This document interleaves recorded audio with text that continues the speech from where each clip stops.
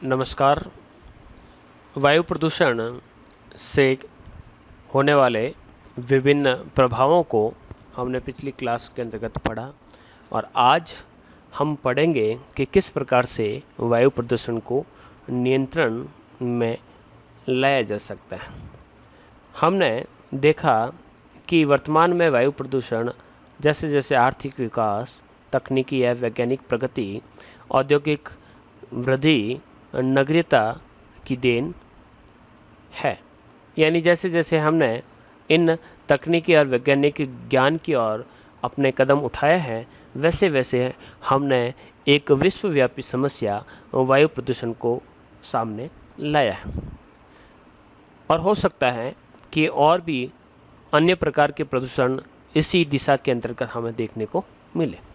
तो हमने हमारे चारों तरफ पाए जाने वाली वायु को प्रदूषित कर दिया और विभिन्न प्रकार के दूषकों को हमने वायु के अंदर घोल लिया। तो इस प्रकार से हमें सबसे पहले इस वायु को सुरक्षित करना है और इसे स्वच्छ बनाना है।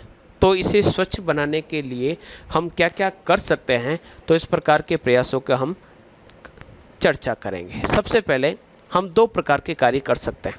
सबसे पहले तो जो प्रदूषण या जो वायु प्रदूषित हो चुकी है उस वायु प्रदूषण को कम करना, तथा भविष्य में जो प्रदूषण होगा उसको भी हम किसी न किसी प्रकार से नियंत्रित करें। बात करें कि वायु प्रदूषण का प्रमुख स्रोत कौन सा है, उद्योग धंधे और यातायात। इसके अलावा जिस प्रकार से हमारा नगरीकरण बढ़ रहा है उस प्रकार साथ ही साथ वायु प्रदूषण भी बढ़ रहा है, लेकिन मुख्य रूप से इनका जो योगदान है औद्योगिक धुआं और यातायात से निकलने वाला धुआं। औद्योगिक प्रदूषण और पर्यावरणीय असंतुलन एक विकट और व्यापक समस्या के रूप में देखी जाती है। औद्योगिक प्रदूषण जो मुख्य रूप से जल, धुआं, धूल और शोर के रूप में विद्यमान कुल प्रदूषण का लगभग 60% तक महसूस किया जाता है। औद्योगिक विकास ने न केवल इस चुनौती को भयानक बना दिया है, वरन इससे मानव जाति के अस्तित्व की समस्या भी उत्पन्न कर दी है। तो इस प्रकार से औद्योगिकरण जिस प्रकार से हमारा बढ़ा है, वैसे वैसे उसकी चिमनियों से निकलने वाला जो धुआं है उस धुएं ने हमारी वायु को प्रदूषित कर दिया। तो इसके लिए हम क्या प्रयास कर सकते हैं, तो सबसे पहला प्रयास हम इस प्रकार से कर सकते हैं कि जितने भी उद्योग स्थापित किए जाए उसे वायु प्रवाह की दिशा को ध्यान में रखकर किया जाए, ताकि घने बसे हुए भागों में या नगरों से दूर उसे स्थापित किया जा सके। जिस तरफ से वर्ष में अधिकतर दिनों तक वायु का प्रवाह हो उस तरफ उद्योग स्थापित करने की अनुमति ही नहीं दिए जाए, क्योंकि हम उद्योग तो काफ़ी दूर स्थापित कर लेते हैं, शहरों से दूर स्थापित कर लेते हैं, लेकिन उसके धुएं को किसी सीमा के अंतर्गत बांध नहीं सकते। यही है तो हम इस उद्योगों को ऐसी जगह पर स्थापित करें कि उनकी चिमनियों से जो निकलने वाला धुआं है वह हवा के द्वारा हमारी ओर न लाया जा सके। दूसरा प्रयास, उद्योगों की स्थापना से पूर्ण प्रदूषणकारी क्रियाविधियों द्वारा पर्यावरण पर उसके प्रभाव का आकलन करना चाहिए कि क्या हम जिस उद्योग की स्थापना कर रहे हैं और उससे जो धुआं निकलेगा या जो प्रदूषक निकलेंगे तो क्या वह पर्यावरण पर क्या और किस प्रकार से प्रभाव डालेंगे। तो इस प्रकार से सभी प्रकार की तकनीकी और गैर तकनीकी विधियों का प्रयोग करके हमें जानकारी प्राप्त कर लेनी चाहिए, ताकि हम उससे होने वाले प्रदूषण को नियंत्रित कर सकें। इसके अलावा उद्योगों का उत्पादन क्या है, उस उद्योग में किस सामग्री का निर्माण किया जाएगा तथा कौन सा प्रदूषण कितनी मात्रा में उस उद्योग के द्वारा किया जाएगा, उसके परिवहन, कच्चे माल, तैयार माल और प्रक्रिया में कहाँ कहाँ पर कौन सा प्रदूषक तत्व बाहर निकलेगा, इस आधार पर उद्योगों का स्थान नियत करना आवश्यक है कि हम जो उद्योग लगा रहे हैं उस उद्योग में से कौन कौन से प्रदूषक निकलेंगे और उन प्रदूषकों को क्या नियंत्रित किया जा सकता है। अगर नहीं किया जा सकता है तो हम ऐसे उद्योगों को ऐसी जगह पर स्थापित करें ताकि वह कम से कम नुकसान करें। यह क्षेत्रीय पर्यावरण से समुचित संतुलन स्थापित कर प्रदूषकों को जनसंख्या के बसे हुए दूरों से दूर रख सकेगी। यदि किसी उद्योग का कच्चा माल ही प्रदूषक कारक है तो कच्चे माल का विकल्प का प्रयोग किया जा सकता है, यानी उस उद्योग में ऐसे कच्चे माल का प्रयोग किया जाता है जो ज़्यादा से ज़्यादा प्रदूषण फैलाता है, तो हमें उसका विकल्प या उसका सब्स्टिट्यूट ढूंढने की ओर ध्यान देना होगा। और यदि ऐसा विकल्प उपस्थित नहीं है तो इस प्रकार के उद्योग को खुले या दूर स्थानों पर हमें स्थापित करना होगा। नेक्स्ट, उद्योगों की चिमनियों की ऊंचाई निर्धारित मापदंड के अनुसार होनी चाहिए। विशेषज्ञ बताते हैं कि ऊंचाई आबादी क्षेत्रों में निर्मित औद्योगिक इमारतों से 2.5 गुना अधिक होनी चाहिए, यानी जितने इमारतें हैं उन इमारतों की ऊंचाई से भी काफ़ी ऊंची ऊंची चिमनियाँ बनाई जानी चाहिए, ताकि इनसे निकलने वाली जो गैसें हैं वह काफ़ी ऊंचाई पर जाकर वायुमंडल के अंतर्गत विरल हो जाए और उसका प्रभाव कम हो, ताकि चिमनियों से निकलने वाली जो विषैली गैसें हैं, धुआं है या अन्य पदार्थ है, वो सीधा श्रमिकों या उस उद्योग के आसपास रहने वाले लोगों पर अपने दुष्प्रभाव न डालें। इसी प्रकार से चिमनियों से निकलने वाले जो गैसीय या जो कणिकीय पदार्थ है और उनके द्वारा होने वाला जो प्रदूषण है उसको रोकने के लिए विभिन्न प्रकार के यंत्रों का भी प्रयोग किया जा सकता है। जैसे कि यहाँ पर सबसे पहले हम बात करते हैं बैग फिल्टर की।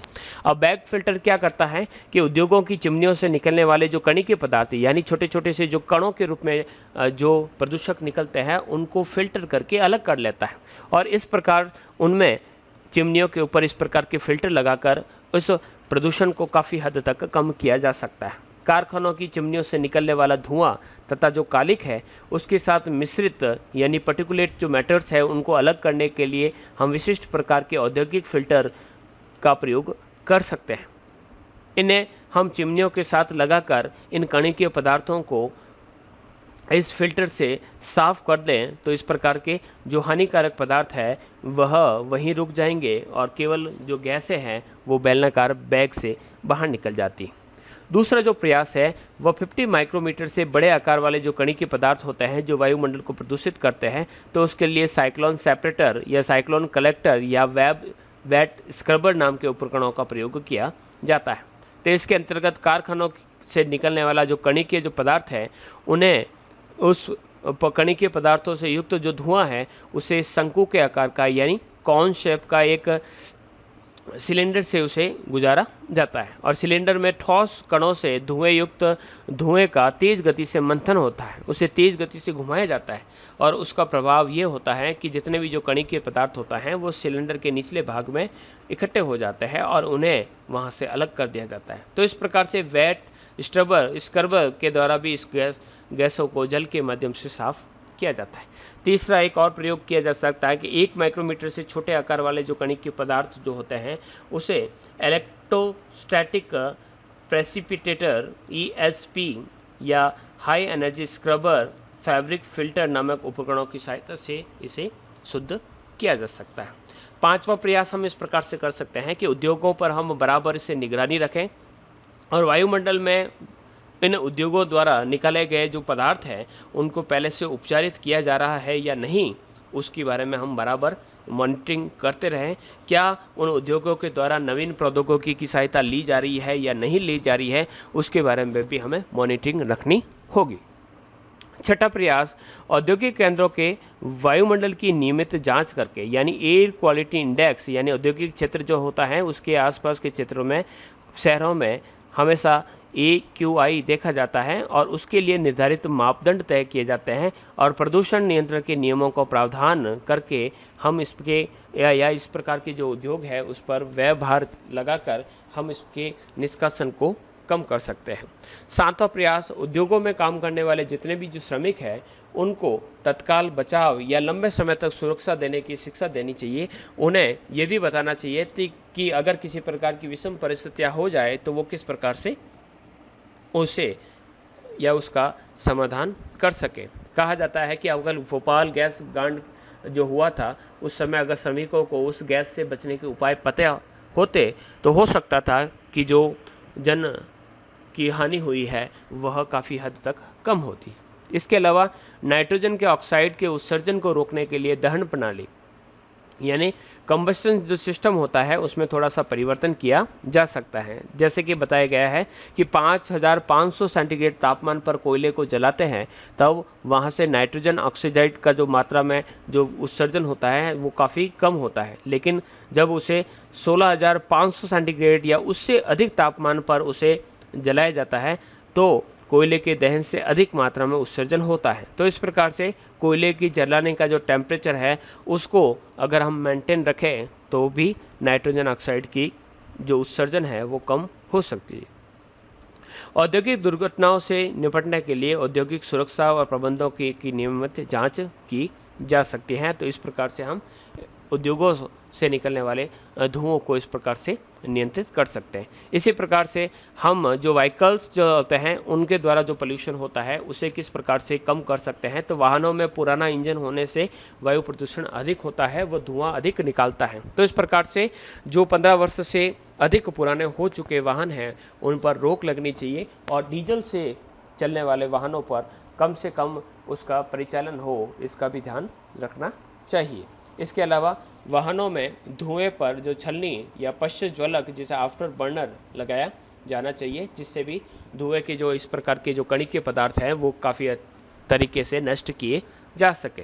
कम हानिकारक वाहन उत्पादकों की खोज की जानी चाहिए जिससे कम से कम कार्बन का उत्सर्जन हो और इससे विकल्प के रूप में सौर ऊर्जा से चलने वाली कारें या फिर बिजली से चलने वाली कारों का उपयोग किया जा सकता है। तो इस प्रकार के ईवीज यानी इलेक्ट्रिकल व्हीकल्स जो है उसका उपयोग करके हम वायु प्रदूषण को कम कर सकते हैं। जितने भी हमारे ऑटोमोबाइल्स इंडस्ट्रीज में चलने वाले जो वाहन हैं उनसे गैसों का उत्सर्जन कम करने के लिए कई प्रकार की मैकेनिकल डिवाइसेस का प्रयोग किया जाना चाहिए ताकि उसके अंदर से कम धुआं निकले। इसके अलावा वाहन प्रदूषणों के संबंध में राज्य सरकार द्वारा वाहनों की नियमित जांच की व्यवस्था की जानी चाहिए। सड़क के किनारे ऐसे वृक्षों को लगाया जाना चाहिए जो परिवहन से हुए प्रदूषण को अधिक से अधिक मात्रा में अवशोषित करके ऑक्सीजन को निश्चित यानी छोड़ सके।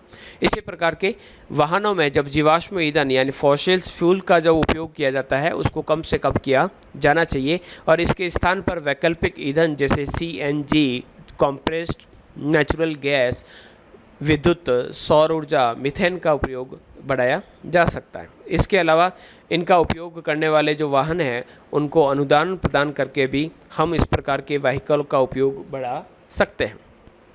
इसके अलावा रेलों में कोयले की जगह पर विद्युत चालित इंजनों का प्रयोग किया जा सकता है। वाहनों में लगने वाले डीजल संयोजी पदार्थ यानी डीजल में संयोजी पदार्थ मिलाकर पेट्रोल से सीसा और सल्फर को हम निकालकर प्रदूषण को कम कर सकते हैं। तो सीसा जो होता है वो पेट्रोल के अंतर्गत काफ़ी हानिकारक होता है और इसको सीसा रहित पेट्रोल का प्रयोग करके हम वायु प्रदूषण को कम कर सकते हैं।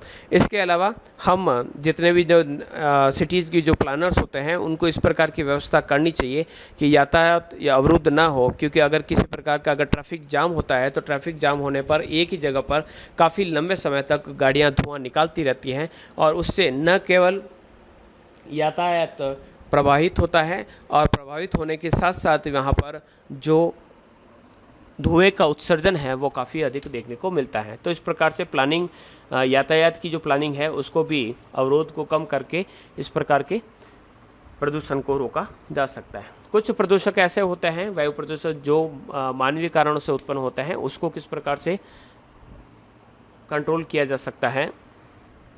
तो वायुमंडल में सकल प्रदूषण भार यानी टोटल पोल्यूशन जो लोड है उसको घटाने के लिए हमारे द्वारा सक्रिय प्रयास किए जा सकते हैं।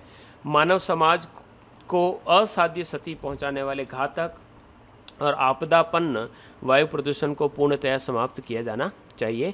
परंपरागत ईंधन के रूप में जहां हम लकड़ी, कोयला, गोबर और मिट्टी के तेल का प्रयोग करते हैं उसके स्थान पर हम सौर ऊर्जा, बायोगैस, LPG, कुकिंग गैस तथा कुकिंग रेंज का प्रयोग करके कार्बन मोनोऑक्साइड के उत्सर्जन को हम कम कर सकते हैं। इसके अलावा विभिन्न प्रकार की जो अंतरिक्ष अभियान कार्यक्रम है उसको भी हम नियंत्रित करके वायु प्रदूषण को काफ़ी हद तक कम कर सकते हैं, क्योंकि रॉकेट वगैरह छोड़े जाते हैं तो उसमें काफ़ी अधिक मात्रा में फ्यूल का कंजप्शन होता है और धुआं भी काफ़ी अधिक छोड़ा जाता है। वायु प्रदूषण को रोकने के लिए हम वनों को काटना पर रोक लगा सकते हैं, वृक्षारोपण कर सकते हैं, भूमि के 33% प्रतिशत भाग पर हम वनों को लगाने की सुनिश्चितता बनाए रख सकते हैं। इसके अलावा जब वायुमंडल में उत्सर्जित गैसें यानी हानिकारक गैसें जब वृक्षों के संपर्क में आती हैं तो उनकी पत्तियों में मौजूद जो छोटे छोटे जो छेद होते हैं वह उसे ग्रहण कर लेते हैं और इस प्रकार से इस धुएं की अवशोषण शक्ति पेड़ पौधों में अधिक होने के कारण हरे पौधे जो पौधे होते हैं वह इस प्रदूषण को काफ़ी कम करते हैं। तो इस प्रकार के पेड़ पौधों को लगाकर भी हम वायु प्रदूषण को कम कर सकते हैं। इसके अलावा जो ऊपरी वायुमंडल है उसमें विस्तृत और प्रकीर्णन रोकने के लिए ठोस कदम उठाए जा सकते हैं ताकि धरातलीय सतह पर जो प्रदूषकों का जो साधन है वो कम हो जाए, यानी जो प्रदूषक हैं वो उड़कर वायुमंडल में न रुककर शून्य में चले जाए। तो इसके लिए वहाँ पर प्रकीर्णन और विस्तृत यानी डिस्पर्शन जो है उसको कम करके इस प्रकार का प्रयास किया जा सकता है। वायुमंडल में नुकसान पहुंचाने वाली जो CFC गैसें हैं, फ्योन 11 है, 12 है, इसके उपयोग तथा उपभोग में भारी कटौती करके भी हम वायु प्रदूषण को सुरक्षित या फिर वायु प्रदूषण को कम करने में अपना योगदान निभा सकते हैं। इसके अलावा वायु प्रदूषण से होने वाले विभिन्न प्रकार के जो घातक परिणाम हैं उसके बारे में हम जन चेतना कार्यक्रम लगाकर उसको लोगों को इसके बारे में सावचेत कर सकते हैं। वायु प्रदूषण के जितने भी जो खतरे होते हैं उससे बचने के लिए पर्यावरण शिक्षा और जन जागृति का कार्यक्रम चलाया जा सकता है। तो इसके लिए रेडियो, टीवी, समाचार पत्र, संगोष्ठी, परिचर्चा, शोध, प्रकाशन इत्यादि का प्रयोग करके हम लोगों के अंतर्गत जागरूकता उत्पन्न कर सकते हैं। वर्तमान में वायु प्रदूषण के स्तरों की जांच के लिए व्यापक सर्वेक्षण व अध्ययन की आवश्यकता काफ़ी महत्वपूर्ण मानी जाती है। वह समय समय पर वायु प्रदूषण की मॉनिटरिंग की जाए और वहाँ पर हवा की गुणवत्ता के अंदर हम जांच करके भी इसके कुप्रभाव और इसमें भावी समय में होने वाली विभिन्न समस्याओं के बारे में जानकारी देकर लोगों में इस प्रकार की चेतना जागृत कर सकते हैं। वायु प्रदूषण नियंत्रण के वर्तमान जो तरीके हैं उसमें थोड़ा सा सुधार करके हम इसको नियंत्रित करने के नए प्रभावी और इनोवेटिव तरीकों का प्रयोग कर सकते हैं। इसके अलावा विभिन्न प्रकार के रसायनों का उपयोग कम करके रसोई घरों में विभिन्न प्रकार के जो हम परंपरागत ईंधन का जो प्रयोग करते हैं उसका रिप्लेसमेंट करके इस प्रकार से कूड़ा करकट या सड़ी गली जो वस्तुएं हैं, मृत जानवर है, उसको उसका अपशिष्टों का जो निस्तारण करके इस प्रकार के वायु प्रदूषण को रोक सकते हैं। इसके अलावा विद्युत जो ग्रह हैं जहां पर बिजली बनाई जाती है तो वहां पर ऐसे कोयले का प्रयोग किया जा सकता है जो कम से कम धुआं छोड़े। इसके अलावा गैर परंपरागत जो स्रोत हैं उसका विकास करके भी इस प्रकार के कोयले का जलाने का कार्य कम किया जा सकता है। इसके अलावा परमाणु जो बिजली घर है तो उसमें जो रेडियो एक्टिव पदार्थों के रिसाव जो हैं उसको रोकने के प्रबंधन किए जा सकते हैं। पेड़ों में लगने वाली आग को नियंत्रित करके भी हम वायु प्रदूषण को कम कर सकते हैं।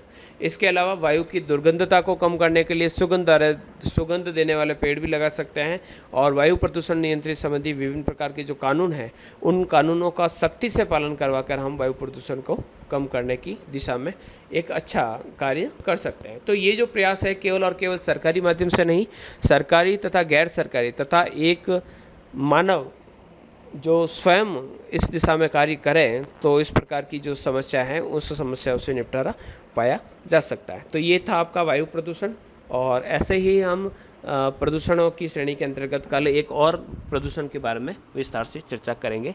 आज के लिए इतना ही, धन्यवाद।